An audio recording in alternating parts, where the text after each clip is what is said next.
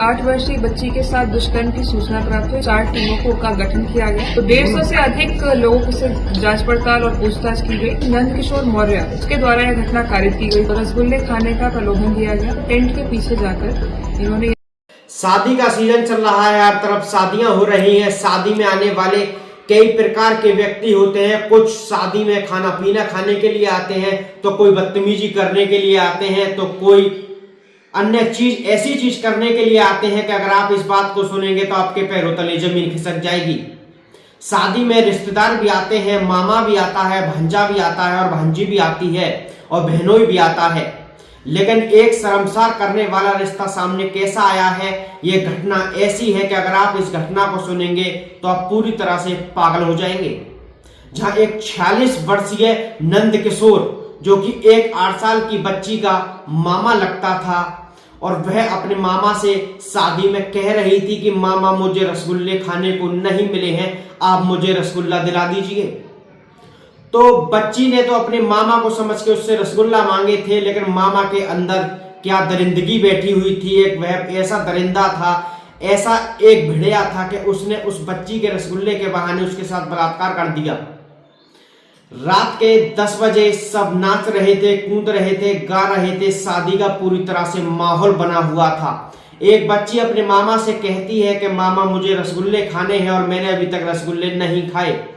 तो मामा कहता है कि बेटा मैं तुझे रसगुल्ले खिलाऊंगा, तू मेरे साथ आजा। वह अपने हाथ में रसगुल्ले लेके आता है और शादी के टेंट के बाहर चला जाता है और लड़की के साथ वह ऐसी हरकत करता है कि उसने मामा भांजी के रिश्ते को शर्मसार कर दिया। ऐसी लड़की के साथ उसने दरिंदगी की कि उसे सजाए मौत मिलनी चाहिए। उसने उस लड़की के साथ बलात्कार किया और उसको रसगुल्ले भी खिलाए, उसके मुंह में कपड़ा ठूंस दिया। जब शादी के माहौल में लोग नाच रहे थे, कूद रहे थे, वह एक उसकी माँ, जब लड़की की माँ देखती है कि मेरी 8 साल की बच्ची शादी में नहीं है, तो वह उसे तलाश करने के लिए लगते हैं। जब डीजा भी बंद कराया गया और पूरी तरह से जब देखा गया तो लड़की शादी में नहीं मिली। काफी लोगों से जब पूछताछ की तो कुछ लोगों ने बताया कि इसका जो मामा है, जो उसका मामा लगता है, जिसकी उम्र 46 साल है, वो लड़की को टेंट के पीछे लेकर गया है। परिजन जब टेंट के पीछे जाते हैं और खेतों में जब तलाश करने के लिए लगते हैं तो लड़की के बदन पर एक भी कपड़ा नहीं था और वह बेहोशी के हालत में खेत में पड़ी हुई थी, जिसके मुंह में कपड़ा ठूंस रखा था और मौके पर कोई भी व्यक्ति नहीं था। जब परिजन इस हालत में अपनी बच्ची को देखते हैं तो वह पूरी तरह से परेशान हो जाते हैं। वह रोने लगते हैं, फिफाने लगते हैं, उनके पैरों तले जमीन खिसक जाती है।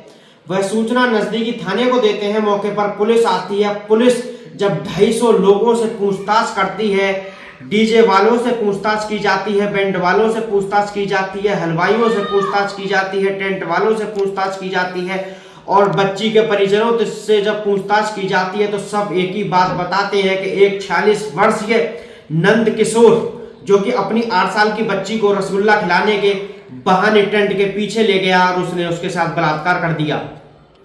पुलिस ने परिजनों की तहरीर के आधार पर मुकदमा दर्ज कर लिया और बच्ची को उपचार के लिए जिला अस्पताल में भर्ती करा दिया, जहां पुलिस ने आज आरोपी नंदकिशोर को गिरफ्तार कर लिया है।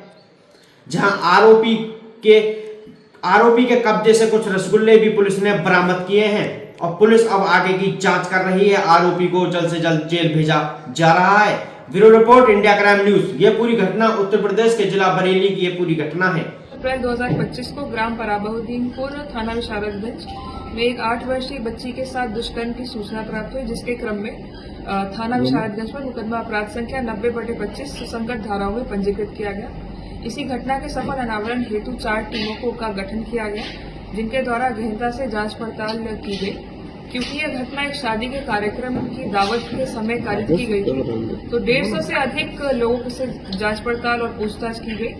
इसी क्रम में यह बात सामने आई कि नंदकिशोर मौर्य पुत्र चोखेलाल, जो कि 47 वर्षीय सेन गांव में निवास करने वाला व्यक्ति है, उसके द्वारा यह घटना कारित की गई थी। इस व्यक्ति द्वारा बच्ची को रसगुल्ले खाने का प्रलोभन दिया गया।